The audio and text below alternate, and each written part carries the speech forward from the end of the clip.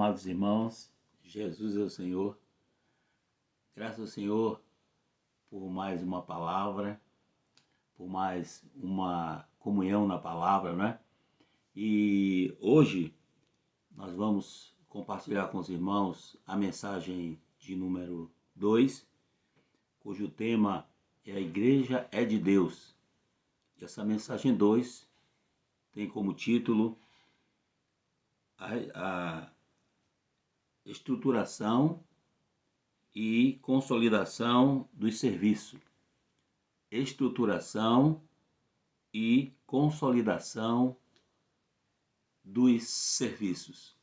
Nós vimos em mensagens anteriores, na mensagem anterior, que a igreja ela é de Deus porque ela pertence a Deus. Foi comprada com seu sangue precioso, o sangue do seu filho, e a igreja também ela tem a vida e a natureza de Deus. Portanto, ela é constituída com a vida de Deus, com a natureza divina, por isso ela pertence a Deus. E a igreja é como a casa de Deus, como a propriedade exclusiva de Deus, como pertencente a Deus, ela é um organismo vivo. Contudo, esse organismo vivo, ele precisa de organização. Então nós temos que ficar bem claros de que a igreja é sim um organismo vivo, certo? Mas em muitas situações, no tocante ao serviço, as coisas práticas, ela precisa de organização. Até mesmo as coisas, os organismos, eles são organizados, né? Os organismos vivos, como o nosso corpo mesmo, são organizados. Você pode perceber que Deus criou o corpo humano, que é um organismo vivo, mas cada órgão está no seu devido lugar. Cada membro está no seu devido lugar. Os olhos não estão colocados nos pés. Os olhos foram colocados na cabeça. Se os olhos fossem nos pés, que dificuldade nós teríamos para enxergar enquanto estivéssemos andando, não é verdade? Então Deus colocou cada coisa no seu devido lugar. Cada coisa está organizada no seu devido lugar. O pulmão está no lugar certo, o fígado está no seu devido lugar, não é? O coração está colocado no seu devido lugar e com as suas funções devidas. Então, a igreja também é um organismo vivo, contudo, nós temos que perceber que ela também é organizada, porque Deus é um Deus de organização. Senhor Jesus. E também, queridos irmãos, nós podemos ver em Números, né? Números mostra que Deus é um Deus organizado, é um Deus que ele lida com as coisas de maneira detalhadas, né? Ele é muito detalhista, muito organizado. Por exemplo, aqui em Números capítulo 3, diz que são estas, pois, as gerações de Arão e de Moisés no dia em que o Senhor falou com Moisés no Monte Sinai. Então Moisés era o porta-voz de Deus, ele era a boca de Deus. Moisés era quem recebia de Deus a orientação divina e transmitia ao povo de Israel, e transmitia a Arão e aos seus filhos, que eram sacerdotes, não é? Tudo vinha através de Moisés. Portanto, Moisés era um profeta. Ele tinha o falar profético de Deus para com o seu povo. Hoje também nós temos o mesmo princípio. Nós temos as palavras proféticas que são ministradas a nós, e diante dessas palavras proféticas, nós então nos movemos para servir ao Senhor na igreja. Senhor Jesus. E aqui então nós vemos que Deus ordenou para que Moisés pudesse ser ajudado, né? Recebesse a ajuda e a cooperação de Arão e dos filhos de Arão.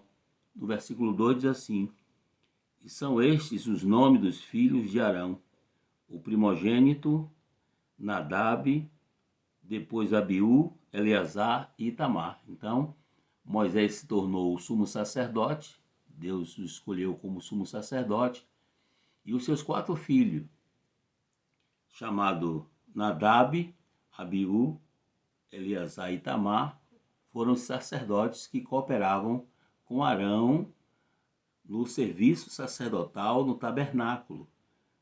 Então, tanto Arão quanto os seus 4 filhos cooperavam com Moisés, né?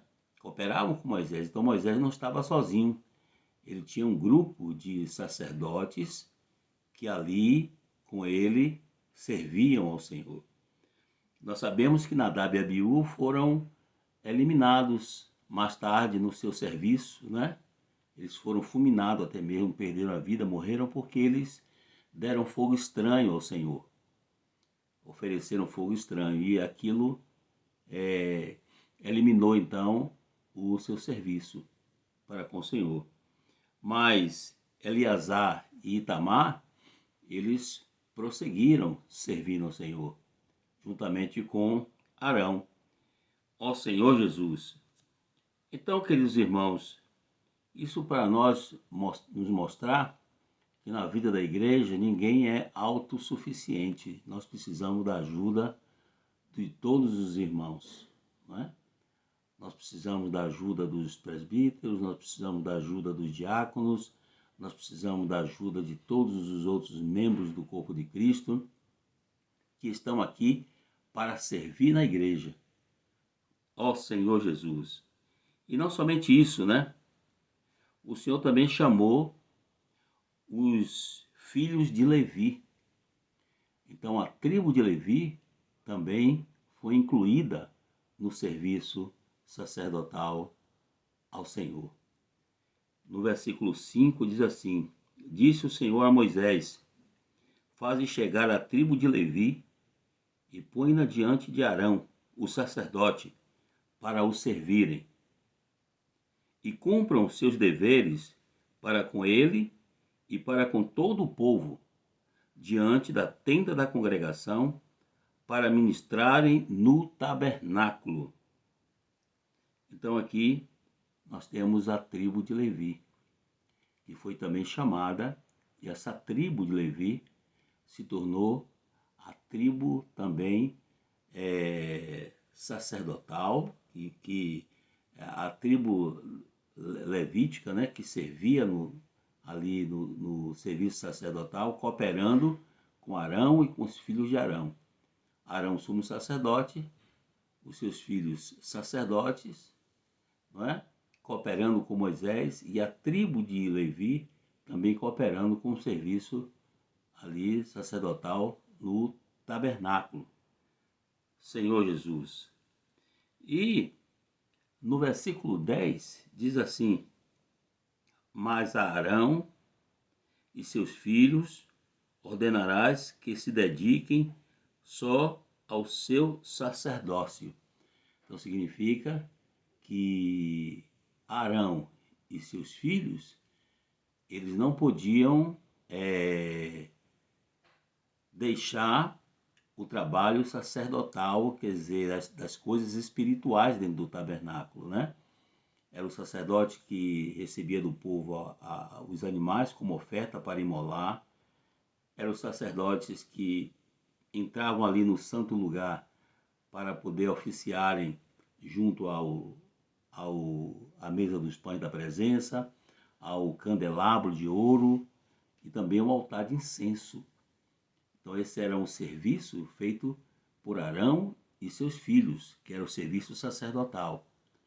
Contudo, os levitas, né, que eram os filhos de Levi, cuidavam das coisas materiais, das coisas softs, né? Cuidavam da parte dos utensílios, das cortinas, né? das tábuas do tabernáculo, do reposteiro, das bases. Então, quando Deus pedia para levantar o acampamento e levantava a nuvem para seguirem, eram os levitas que desmontavam o tabernáculo, cada um se responsabilizava pela sua parte, nós vamos ver daqui a pouco, e assim o povo levantava e marchava e seguia a nuvem. Senhor Jesus. Então, irmãos, de tal maneira que nesse versículo então diz que cada um tinha a sua função, né? Cada um tinha a sua incumbência ali no serviço sacerdotal do tabernáculo. De maneira que no versículo 10 diz assim, que o estranho que se aproximar morrerá. Certo? Então, estranho não podia servir no tabernáculo, não podia servir nesse serviço sacerdotal. Se ele fosse servir, ele morreria. Então, como aplicar isso hoje, né? Claro que hoje nós não temos pessoas que inadequadamente, indignamente, vai servir ao Senhor na igreja e de repente morre fisicamente. Mas nós temos que ver aqui o princípio que hoje também é estabelecido por Deus no Novo Testamento. É que nem todas as pessoas podem servir na igreja. A igreja é um sacerdócio real, é uma nação santa. A igreja é um povo de propriedade exclusiva de Deus. A igreja é o corpo de Cristo. A igreja é a família de Deus. E a igreja é a casa de Deus. Portanto, queridos irmãos, não é todo mundo que pode servir na igreja. Como também naquela época, pessoas estranhas não poderiam servir no tabernáculo, em nenhum lugar do tabernáculo. Então hoje também nós não podemos incluir pessoas não regeneradas, não salvas, que não creram no Senhor, não nasceram de novo, que não estão aptas pela regeneração, pelo novo nascimento, a servirem na igreja. A pessoa pode ter a habilidade que ela tiver, ela pode ter a capacidade que ela tiver, mas se ela não creu no Senhor Jesus, não nasceu de novo, não se tornou ainda filho de Deus, um membro do corpo de Cristo, ela não pode servir na igreja de modo nenhum. Ela precisa passar primeiro pelo novo nascimento, pela regeneração, precisa receber a vida divina, precisa nascer de novo, tornando assim um membro do corpo de Cristo, para que ela possa servir na vida da igreja, seja onde for, seja na cozinha, seja na recepção, seja no serviço de música, tocando violão ou tocando instrumento para o Senhor. Essa pessoa precisa se tornar primeiro um sacerdote, ou seja, precisa nascer de novo. Aí ela terá qualificação para servir na igreja. Então esse é um princípio que nós não podemos de modo nenhum perder, né? Esse é um princípio. Somente aqueles que verdadeiramente nasceram e foram chamados por Deus, né? Chamados por Deus, e que creram e receberam o Senhor, foram batizados e nasceram de Deus, eles têm a qualificação para servir na igreja. Louvado seja o Senhor. Ó Senhor Jesus, né? Quanto a nós, o que devemos é orar pelas pessoas que ainda não são cristãos, para que elas se convertam e elas possam então servir na igreja.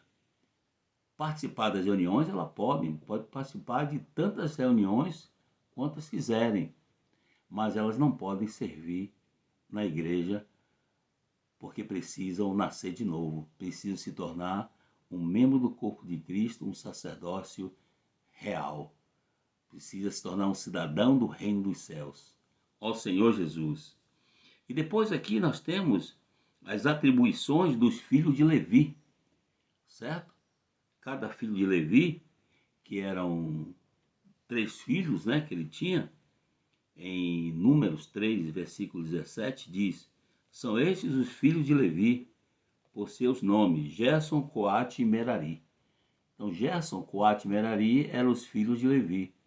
E esses 3 filhos de Levi, eles tinham a sua atribuição quanto ao serviço no tabernáculo. Então, por exemplo, Merari, ele era responsável pelas tábuas, pelas travessas, pelas colunas e pelas estacas. Isso está no versículo 36 ao versículo 37 de Números 3, certo? E depois nós temos o Gerson. O Gerson, ele tinha responsabilidade no serviço da tenda, da cobertura, do reposteiro e das cortinas. Isso está no versículo 25 ao versículo 26. Ele era responsável por esses materiais, certo? Por esses objetos do tabernáculo. E o Coate. O Coate, ele era responsável pela arca, pela mesa, pelo candelabro, pelo altar de incenso e pelos utensílios de dentro do tabernáculo.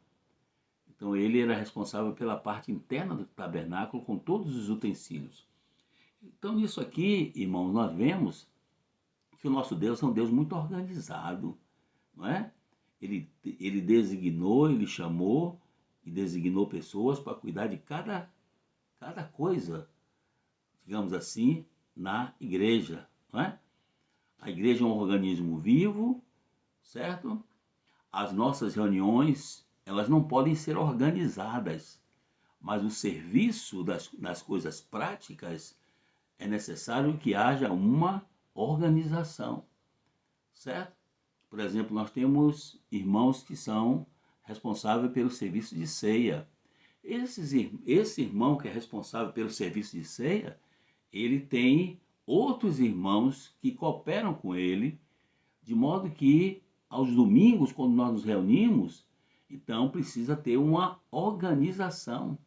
Precisa organizar quem é que vai pegar o cálice para servir os irmãos, quem vai pegar o pão, quem vai ficar com os copinhos na mão e distribuir os copinhos. Aonde vai começar a distribuição, se começa do fundo para frente, se começa da frente para o fundo. Não pode ser assim, não, vamos servir inspiradamente. Não, não. Então é necessário ter uma coordenação, cada ala, quantos vão servir, quantos é necessário para cada ala. Então, irmãos, isso era o que acontecia ali no tabernáculo. Não era todo mundo fazendo de tudo, mas cada um tinha responsabilidade sobre um serviço, de modo que também na igreja é assim. Existe uma organização. Deus separou e atribuiu para determinado irmão cuidar de determinada coisa. Então aquele irmão serve ali na recepção, no serviço de som, serviço de música, serviço de criança, certo? Serviço de arrumação das cadeiras. Cada um tem a sua atribuição. E quando fazem o seu serviço, fazem de maneira organizada. Então isso aí é que mostra a questão da necessidade de organização na igreja. Contudo, nós temos que estar bem claros de que as reuniões da igreja, elas não são organizadas. Porque nós não temos, a Bíblia não nos mostra uma ordem de culto, não é? Vamos cantar agora o prelúdio, vamos ter agora uma oração com fulano, agora vamos chamar um coral para cantar, e vamos chamar aquilo ali, e aí vai fazendo aquela organização até terminar, agora vamos fazer a oração final. Então, dessa maneira, se torna uma organização. Então, quando você vem para a reunião, você fica sabendo como é que a reunião vai começar e sabe como ela vai terminar. Então, na igreja, como organismo vivo, você não sabe como a reunião começa, nem como a reunião termina, nem como vai ser a reunião. Porque ela é conduzida pelo Espírito, ela é conduzida pela vida, né? Então a vida e o Espírito de Deus é que conduz a reunião usando os membros do corpo de Cristo. Ó Senhor Jesus. Então por isso, aqui é nos mostrado que existe sim necessidade de organização na igreja por causa dos serviços, de coisas práticas, visíveis e palpáveis que nós precisamos de irmãos e irmãs para servirem na igreja, como sacerdotes, como levitas, certo? Mas também aqui nós podemos ver que isso não significa que nós temos que organizar as reuniões da igreja. As reuniões da igreja, elas são absolutamente orgânicas, elas são conduzidas pelo Espírito, elas são conduzidas pela vida divina. E isso que está a beleza das reuniões da igreja, Senhor Jesus. Seguindo então aqui, nos mostra também, no capítulo 3 de Números, que os levitas, eles servem aos sacerdotes, certo? Os levitas, eles serviam aos sacerdotes. Essa era a função dos levitas. O Merari, né? Juntamente com o Gesso e o Coate, eles serviam a Arão e aos seus filhos, que eram sacerdotes, né?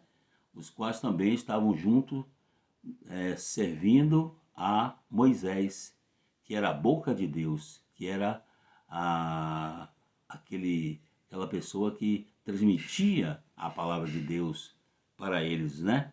E a revelação de Deus para eles. E os levitas, eles dão suporte aos sacerdotes, para que eles, os sacerdotes, levem a cabo os seus ofícios. Então hoje, por exemplo, na igreja, nós temos os presbíteros, que são os irmãos que representam a administração de Deus na igreja.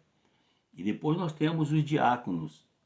Então os diáconos são aqueles que executam aquilo que Deus dá aos presbíteros para que a igreja possa se mover e cumprir aqueles encargos, aquelas incumbências, certo? Que é trazida aos presbíteros por meio do falar dos apóstolos, da palavra profética. Então essa função dos diáconos é importante porque eles cooperam com os presbíteros para que a igreja possa avançar, para que a igreja possa ser edificada, para que todos possam servir na igreja. Então é necessário que haja essa cooperação mútua entre os diáconos e os presbíteros, certo? Ó Senhor Jesus.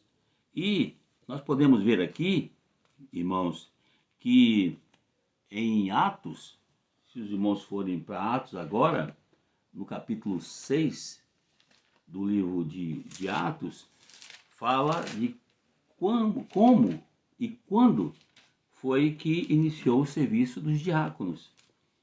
Porque no capítulo 6, versículo 1, diz que naqueles dias se multiplicavam os números de discípulos e houve murmuração dos helenistas contra os hebreus, porque a viúva deles estavam sendo esquecidas na distribuição diária. Então havia aqui murmuração, havia aqui uma necessidade de distribuição, né, de alimentos que os helenistas estavam sendo esquecidos. Então os 12, que eram os 12 apóstolos que ali em Jerusalém se tornaram os 12 presbíteros, então se levantaram e disse: mas irmãos, nós não podemos, não é razoável que nós abandonemos a palavra de Deus para servir as mesas. Ele disse: mas irmãos, escolhei dentre vós 7 homens de boa reputação, cheios do Espírito e de sabedoria, aos quais encarregaremos desse serviço. Então aqui os presbíteros, né, eles, como apóstolos e presbíteros aqui, eles pediram então que fosse levantado 7 pessoas, 7 homens. Mas não era qualquer pessoa, não era qualquer pessoa para poder ser diácono aqui. Foi quando foi levantado aqui o serviço dos diáconos, né? E os diáconos. Então tinha que ser pessoas que tinham essas qualificações. Em primeiro lugar, eles deveriam ter boa reputação. Homens de boa reputação. Por quê? Porque homens de boa reputação, porque eles tinham que ter testemunho dos de fora. Não adianta você colocar um irmão para servir, estar à frente de um serviço, né? Se esse irmão ele tem problema no seu trabalho, na sua casa, no meio da vida social, né? Problemas sérios, que isso pode afetar, então, ao testemunho da igreja. Pode vir pessoas e dizer, eu conheço aquele irmão, aquela pessoa, ele é assim, assim, assim, assim, assim, né?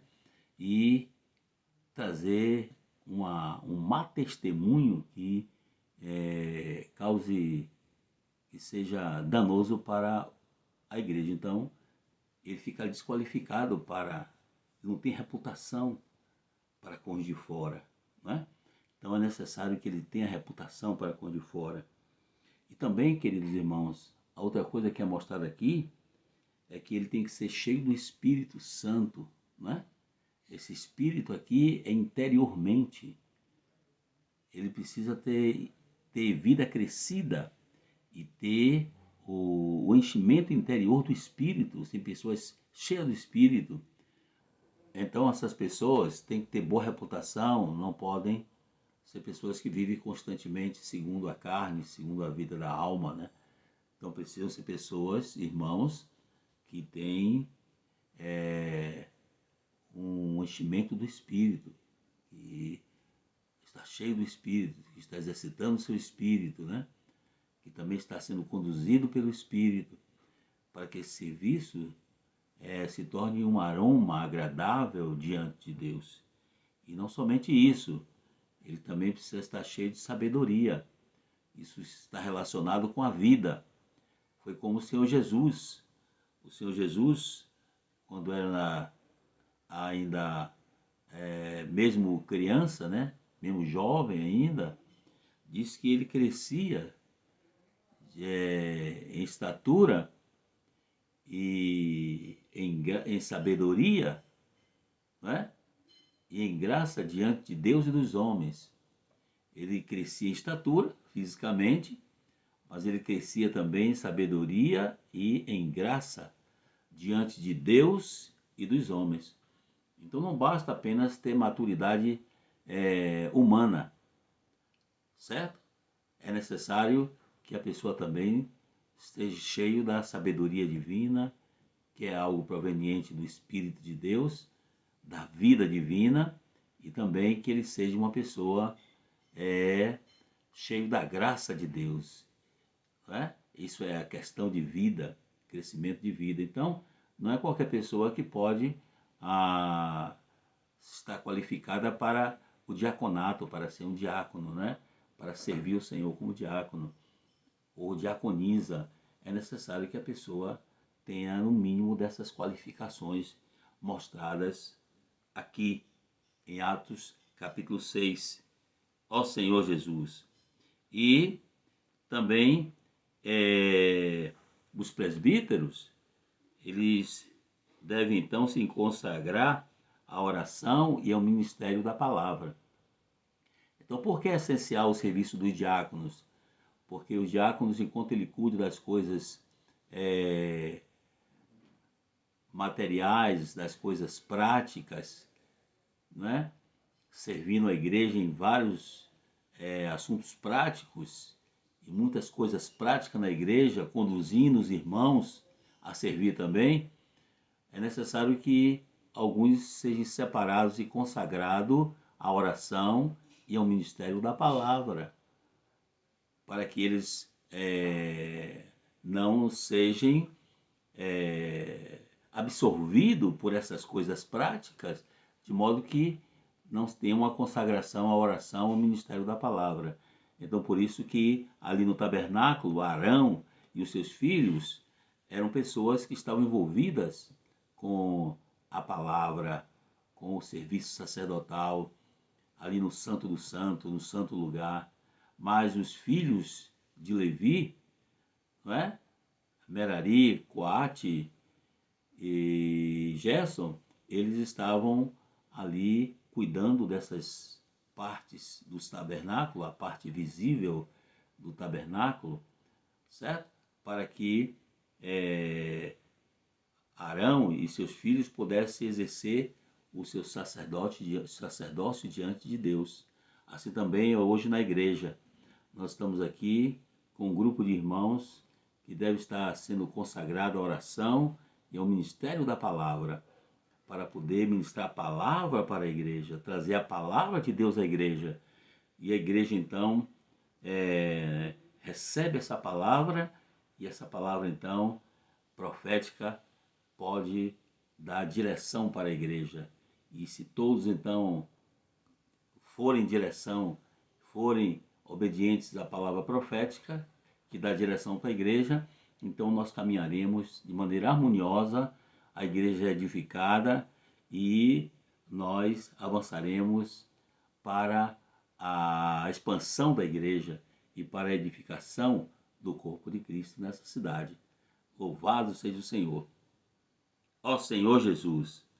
Por isso é necessário, então, que aqueles que Deus separou para consagrar a Ele uma vida, né, integral de oração e ministério da palavra, que eles se dediquem a isso. E os demais, então, que vão cooperar para que esses irmãos tenham liberdade, estejam livres para cuidar da palavra, da oração e da palavra. E é interessante que mostra que a oração, né, ela precede o ministério da palavra. Significa que se nós temos uma vida de oração, uma consagração à oração, o nosso ministério da palavra é um ministério forte, certo? E isso vai ajudar a igreja. Por isso é necessário que esses irmãos se consagrem à oração e ao ministério da palavra. Ó Senhor Jesus. E também, dando sequência ao serviço sacerdotal, né, nós podemos ver também que os levitas, eles são os primogênitos do Senhor. Isso está em Números, capítulo 3, que nós estamos vendo, né? Capítulo 3 de Número. Vamos ver agora o versículo 11 ao 13, que diz assim: Disse o Senhor a Moisés: Eis que tenho eu tomado os levitas do meio dos filhos de Israel, em lugar de todo primogênito que abre a madre, entre os filhos de Israel, e os levitas serão meus. Porque todo primogênito é meu. Desde o dia em que feri todo o primogênito na terra do Egito, consagrei para mim todo primogênito em Israel, desde o homem até o animal. Serão meus, eu sou o Senhor. Então aqui o Senhor tomou para si os primogênitos. Desde que o Senhor tirou o povo de Israel do Egito, né? E ele preservou todos os primogênitos do filho de Israel, e os primogênitos do Egito foram eliminados, foram mortos. A partir dali Deus tomou para si os primogênitos do seu povo. Por isso aqui em Hebreus capítulo 12, versículo 23, diz que nós pertencemos à igreja dos primogênitos, certo? A igreja é a igreja dos primogênitos. Eu e você estamos vivendo a vida da igreja, irmãos. Nós somos primogênitos de Deus. Nós somos para o Senhor. Todos os irmãos e irmãs, o Senhor considera como verdadeiros primogênitos. Nós temos o direito de primogenitura. Então, amados irmãos, nós não podemos absolutamente desprezar esse direito de primogenitura que o Senhor nos concedeu. Quantos gostariam de ter esse direito de servir ao Senhor? Porque servir ao Senhor é um direito de primogenitura que Ele deu. Nós vimos ali na situação de Esaú com Jacó, que Esaú ele tinha o direito da primogenitura, ele foi o primeiro a sair, mas ele desprezou esse direito e ele vendeu, ele trocou o seu direito de primogenitura por um prato de lentilha. E como resultado, a Bíblia diz ali em Gênesis 25, 34, que Esaú, com isso, ele desprezou o direito de primogenitura que Deus o tinha dado. Portanto, Deus passou esse direito de primogenitura para Jacó. Ó Senhor Jesus, irmãos, vamos servir na igreja. Vamos ser aqueles que amam o direito de servir na igreja, porque esse é um direito de primogenitura. Se você ainda não está servindo na igreja, você está precisando de pegar esse direito que você tem de servir. Você não pode ficar de fora desse serviço sacerdotal. Deus lhe chamou a você, chamou a mim, e nós precisamos servir na igreja, irmãos. Deus tem que lhe mostrar a você onde é que você deve servir. Você tem um dom, você tem um talento, e Deus quer que você coloque o seu talento, o seu dom, para servir na igreja. Você só precisa descobrir, se você ainda não descobriu, qual é o seu serviço, qual é o seu dom na igreja. Ó Senhor Jesus, mas não despreze o direito de primogenitura que o Senhor lhe deu, porque isso é base para o seu galardão no reino quando o Senhor voltar, certo? Então vamos todos servir ao Senhor na igreja. Senhor Jesus. E nós podemos ver que o inimigo hoje, ele está oferecendo aos filhos de Deus pratos de lentilha para que eles possam trocar, né, o seu direito de primogenitura pela lentilha do mundo. Não foi assim que em Mateus 4, quando Jesus foi tentado, o diabo não fez isso com Jesus? Ele disse, veja, todos os reinos do mundo e a glória deles, eu te darei se você prostrado me adorar. Mas o Senhor disse, para trás, Satanás, arreda, Satanás, porque está escrito, só o Senhor seu Deus adorarás e só a Ele servirás. Aleluia! Nós temos esse direito de servir ao Senhor, esse direito de adoração no serviço ao Senhor. Servir ao Senhor é um privilégio, ó Senhor Jesus, né? E o Senhor então mostrou que Ele era um primogênito, né? Ele é o primogênito entre os irmãos. Ele era o unigênito do Pai e agora Ele é o primogênito entre os irmãos. E Ele quer nos fazer também primogênitos, para na volta dele nós reinarmos, não é, com Ele durante 1000 anos. Ó Senhor Jesus, aleluia, ó Senhor Jesus. Portanto, irmãos, para terminar, podemos dizer que também ali havia uma organização em torno do tabernáculo, né? Porque se você perceber, nesse capítulo mostra que Deus estabeleceu as 12 tribos de Israel bem distribuídas ao redor do tabernáculo. Era 3 tribos ficavam ao sul, 3 tribos ficavam ao norte, 3 tribos ficavam ao leste e 3 tribos ficavam ao oeste. Então havia ali o tabernáculo como centro de todas as 12 tribos de Israel. 3 em cada lado do tabernáculo, né? Que eram 12 tribos. E no centro estava o tabernáculo, tendo no seu centro ali o altar de incenso, né? Ali que estava naquela época no santo lugar, onde o Arão e os seus filhos ali serviam ali no interior do tabernáculo, mostrando então que o tabernáculo era o centro de todo o povo de Israel. Eles estavam de costa para as coisas negativas, para os seus inimigos, de frente para com Deus. Que todos nós possamos estar também nessa mesma posição e nessa mesma disposição, né? Estar de frente para o Senhor, contemplando a face do Senhor. E não se preocupe com o inimigo não, porque nós estamos passando pelo vale da sombra da morte, mas o Senhor está conosco. A sua vara e o seu cajado está nos conduzindo, está nos direcionando e Ele está conosco. Então não precisamos temer mal nenhum, não precisamos temer nada, porque o Senhor é o centro da nossa vida, Ele é o centro da vida da igreja.